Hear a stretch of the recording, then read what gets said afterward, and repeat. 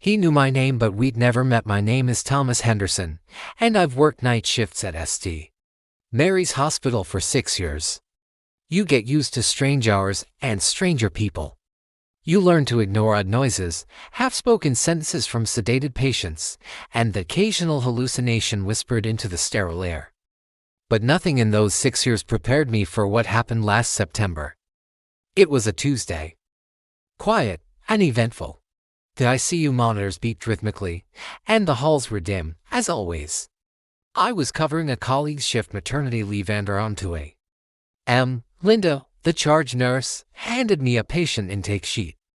Transfer from Montana. Car accident. Stable but sedated. Can you set up room 14, Montana? We're 1,000 miles away. I raised an eyebrow but didn't ask questions. Not my job. I prepped the room, laid out the chart. 20 minutes later, they wheeled him in mid-40s, graying hair, bruised ribs, fractured femur. His name was Gregory Mills. As we settled him, he started mumbling. Not unusual. Sedated patients often talk nonsense. But then, in the middle of some garbled string of words, I heard it clear as day. Thomas Henderson. It stopped me cold. I looked at the chart again. No connection. Emergency contact, ex-wife in Billings. No mention of New York, Rochester, nothing that would tie him to me. You know him? Linda asked, seeing my reaction. No, I said. Never seen him before. For the next hour, he repeated my full name, over and over. Thomas James Henderson, my middle name too. Kelly, one of the other nurses, overheard him and asked if we were related. I denied it, but I couldn't explain the dread starting to build in my chest. Around 4 a.m., I went in to check his for. That's when he opened his eyes, bloodshot, wild, and locked straight onto mine. I know you, he rasped. Thomas James Henderson, born March 15, 1991. Rochester General, 3:47 a.m. You drive a blue 2016 Honda Civic. License plate 7G8K92. My heart froze. He wasn't guessing. He was reciting. Accurately. He kept going. Your mother Linda lives at 427 Oakwood Drive. White house, green shutters, orange tabby named Whiskers. She got him 2 weeks ago. Pot roast last Sunday. You didn't finish it. That detail about the cat I'd only told one person, a coworker during a casual break room conversation. The pot roast. My mom didn't post about it. Didn't text about it. No way he could have known. You dated Melissa for 3 years. She left because of your hours. You haven't deleted her number. 8 months and it's still in your phone. It wasn't just facts. It was my life. Private things I didn't share. I backed away from his bed, genuinely rattled. Before I could ask more, he seized. We stabilized him, but I avoided his room the rest of the shift. I couldn't shake the way he'd looked at me, like he was reading a script written specifically for me. By the next night, I debated calling in sick. But I needed answers. Linda caught me as I walked in. He's been asking for you. Got upset when you weren't here. Kept talking about Thursday. I went to room 14. Gregory was awake, sitting up. He looked relieved when he saw me, but also panicked, like he knew time was running out. Thank God, he said. I don't have long. They'll find out I talked. He wouldn't say who they were, just that he'd been forced to watch me.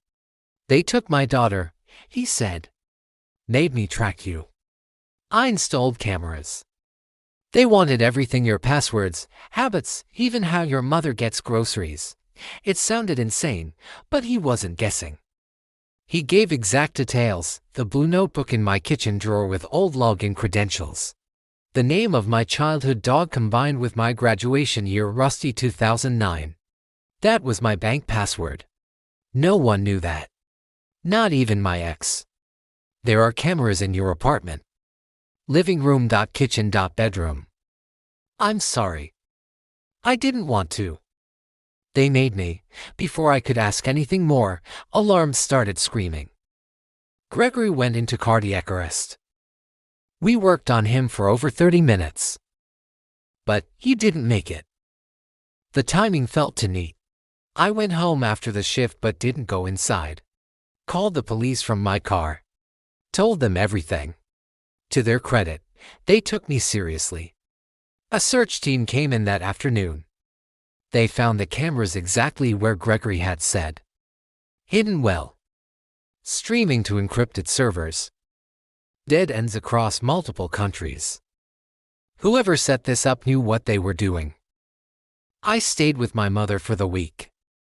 Changed my passwords. Switched phones, avoided Highway 38. Thursday came and went. Nothing happened, but I didn't sleep. A few days later, I was going through Gregory's wallet. His things had been left at the nurse's station, tucked.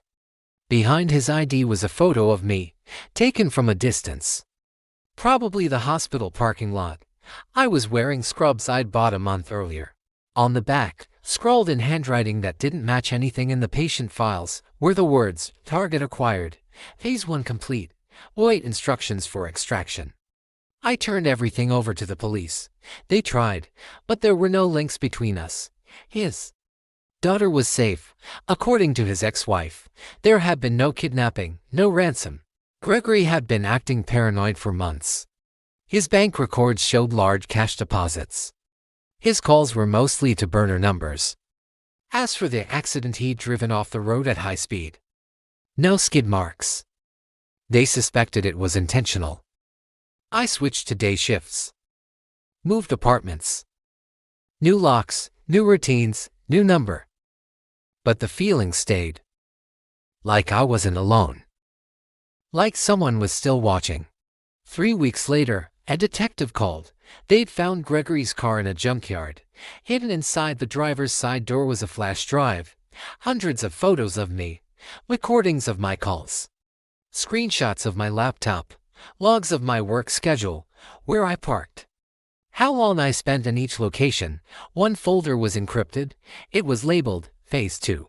To this day, I don't know what it contains. The police are still trying to crack it. They're not optimistic.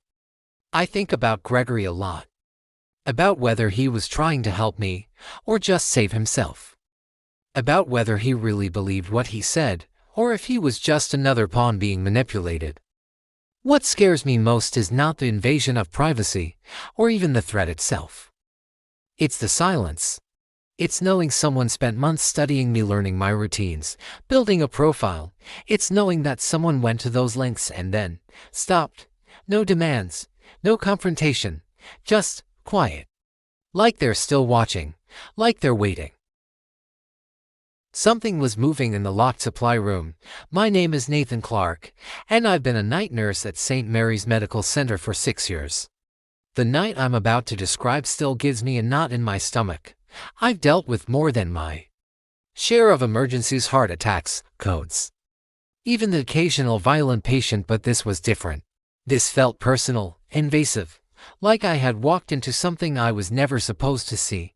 It was a quiet Thursday night in October, around 2:30 a.m. I was working the cardiac floor with Beth, one of the more experienced nurses. We were short-staffed. Maria had called in sick, so we were stretched thin, covering 12 patients between us. I needed to restock for fluids, but our floor supply was almost empty. That meant heading down to the basement storage room. The basement at St. Mary's is as old as the building itself, built in the early 60s, barely updated since. Dim overhead lights hum constantly, casting a sterile, flickering glow over the linoleum floors. The walls are covered in peeling paint and outdated signage. The supply room is at the far end of the east corridor, past the old radiology offices and the shuttered staff lounge no one uses anymore. I took the service elevator down, alone. As usual, the basement was silent aside from the hum of the ventilation system. No movement, no sound. Just that hollow, too quiet feeling you get in places not meant to be empty. As I walked down the hallway toward the storage room, I heard something, a metallic clatter. Like shelving falling or a cart being tipped over. It came from the supply room. That caught me off guard. The room is supposed to stay locked at all times, and that night, I had the only key. I instinctively checked my pocket. The key was there. I paused outside the door. No light shone from under it, and that was odd. The motion sensors in the room should have triggered by now. I leaned closer. That's when I heard its soft rustling, followed by a dragging sound. Then silence. I thought about calling security. But part of me assumed it was nothing, maybe a rat knocked something over or a vent pushed a box off a stack. Still, I didn't feel right. I unlocked the door cautiously and pushed it open. The lights flickered as I stepped inside. At first, it looked normal, rows of shelves packed with gauze, saline bags, and bundled tubing. But then I noticed something strange. Several heavy supply boxes had been moved, stacked into odd clusters that created narrow walkways through the room. Someone had rearranged everything. I moved slowly, shining my phone's flashlight through the narrow paths. The further I went, the clearer it became. This wasn't just messy. Someone had created a layout. It almost looked like they were building privacy, like they were trying to hide. Then I saw an empty food wrapper wedged between two boxes. Not hospital food. A convenience store sandwich, still smelling faintly of ham. It was fresh. Not even a day old. I kept walking, slower now. Then I found a blanket tucked behind a low shelf. Dirty, balled up, clearly used. Next to it sat a water bottle, half full. I froze. Someone was living down here. The hairs on my arms stood up. This wasn't a patient. This wasn't staff. Whoever it was had found a way into a locked room and was nesting in the middle of our hospital. Then I heard breathing. Slow and deep, coming from just behind one of the box walls. I backed away quietly, not sure what to do. My first instinct was to run, but I forced myself to stay calm. I needed to get out without making noise. I turned around, but in my panic, I bumped into a cart and knocked over a metal tray. The crash echoed loudly. Instantly, the breathing stopped. Then came the sound of shuffling fast. Aggressive, something where someone was moving through the boxes. I didn't wait. I ran for the exit, weaving through the narrow walkways, heart pounding so hard I could hear it in my ears. I felt the presence close behind, like I was being chased, but I didn't look back. I got out, slammed the door shut, and locked it. Just as I did, something hit the door from the inside, hard. The force made me stumble back, but the door held. I sprinted to the elevator, hands shaking so badly I almost dropped the key. I didn't breathe right until I was back on the third floor. Beth took one look at me and asked what happened. I couldn't explain it, didn't know how to. I just told her not to go down there alone. Security checked the room about 20 minutes later. When they opened it, everything was back in place. The boxes were neatly stacked. The blanket and food were gone. No sign anyone had ever been there. The officer said it looked fine and asked if I was feeling okay. I didn't report it officially. What would I say? That someone had broken in and cleaned up after themselves in 10 minutes. That they were living behind our supplies, hiding in plain sight.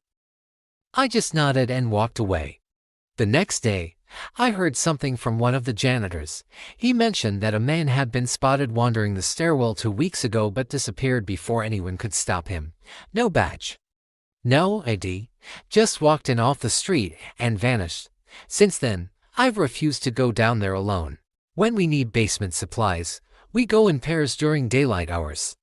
No one jokes about it. We just understand. The key now stays locked in the charge nurse's desk, and no one wants it. Every so often, a new nurse will offer to grab supplies, and we all tell them, take someone with you. If they ask why, we just say, because it's better that way. What haunts me isn't what I saw, it's what I didn't see. That person in the room, they knew how to move without being heard, how to hide fast, how to vanish. That takes time, planning, familiarity. Whoever they were, they'd been there longer than I realized, and maybe they still are. The patient wasn't on the roster. My name is Lauren Walker. I've been a night nurse at Riverside Memorial Hospital for 6 years now, mostly working the long-term care unit in the East Wing. The night shift is usually quiet, monotonous even. You check vitals, update charts, respond to the occasional alarm or restless patient. But last month, something happened that shook me badly enough that I've taken medical leave. Writing this out is something my therapist recommended. I'm still not sure it'll help, but here goes. That night started like any other. I was working with just one other nurse, Sandra. Our third shift partner, Kelly, had called in sick. It was the usual skeleton crew, two of us covering 3 floors. Around 2:45 a.m., I finished checking on Mr. Hendricks in room 205. As I walked back toward the station, I heard a call light go off. I looked at the monitor and froze. Room 209. That room had been empty for weeks. The previous patient had passed, and the room hadn't been reassigned yet. Sometimes the call systems malfunction. It's an older setup, and once or twice we've had lights flicker on due to wiring issues or static. Still, protocol is protocol. I had to check. When I reached the room, I noticed the door was slightly open. That was odd. We always close and lock unused rooms. I gently pushed it open and stepped inside. The light was off. I switched on my flashlight and swept it across the room. There was no one there. But something still felt off.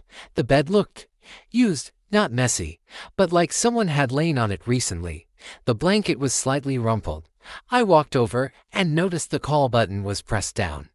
Stuck in position, I released it and reset the panel.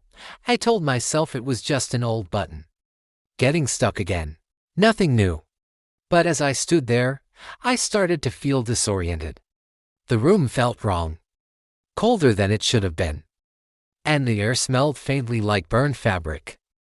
Back at the station, I tried to shake it off.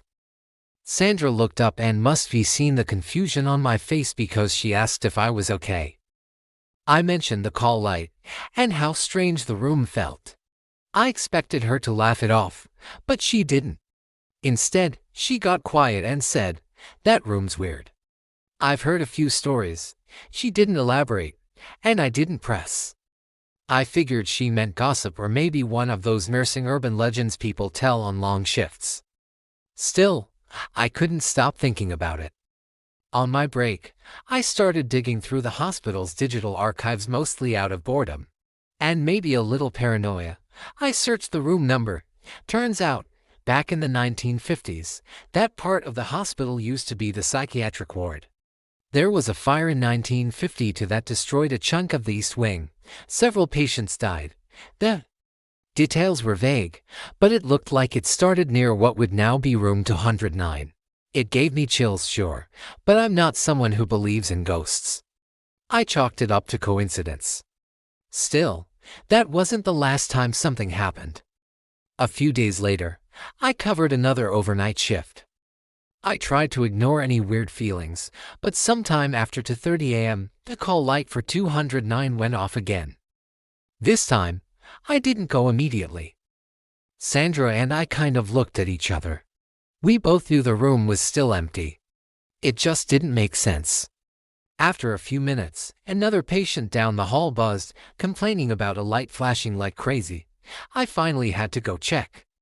When I opened the door to 209, I was hit with that same smell, burnt fabric, mixed with a kind of chemical odor. The bed looked like someone had sat on it again. The window was fogged from the inside, like there had been breath on the glass, but the room was empty. I started to wonder if someone was sneaking in. Maybe a homeless person or a patient with dementia wandering around. I filed an incident report. But security reviewed the hallway footage and found nothing. Then came the night that pushed me over the edge. Another solo shift, another 2:47 a.m. call light from 209. I was already on edge from lack of sleep and too much caffeine. I grabbed my phone and turned on the flashlight, determined to record what I found so I could show maintenance what was happening. As I entered the room, I swear I saw the silhouette of someone standing in the corner, tall, still, and silent. My heart leapt into my throat. I backed out of the room and slammed the door shut, calling for security. They searched everything. No one inside. No sign of forced entry. Nothing unusual at all. But I knew what I saw. Or at least, I think I do. After that, I couldn't function normally. I was jumpy, distracted. I started sleeping with the light on at home. One night I woke up gasping for air, convinced I smelled smoke. My therapist said it might be acute stress compounded by years of sleep disruption and trauma exposure. She thinks the fire story planted a seed in my subconscious, that I started hallucinating or misinterpreting things because I was so exhausted. Maybe she's right. But the part that still gets to me is how many other nurses admitted they'd had similar moments, hearing whispers in that hallway, seeing lights flicker for no reason, call buttons activating in empty rooms. I've requested permanent reassignment. I don't want to go near that wing again. And honestly, I'm not sure I want to keep working night shifts at all. The hospital keeps calling. They're short-staffed and want me back. They promise I'll never have to cover 209 again. But it's not about that room anymore. It's about what it did to me. I used to love this job. Now I flinch when my phone vibrates after dark. I'm not saying I believe in ghosts. But I believe in what pressure, fatigue, and unresolved trauma can do to a person. And if I've learned anything from those long hours under fluorescent lights, it's that sometimes the scariest things don't come from outside. They come from inside you when you've been stretched too thin for too long.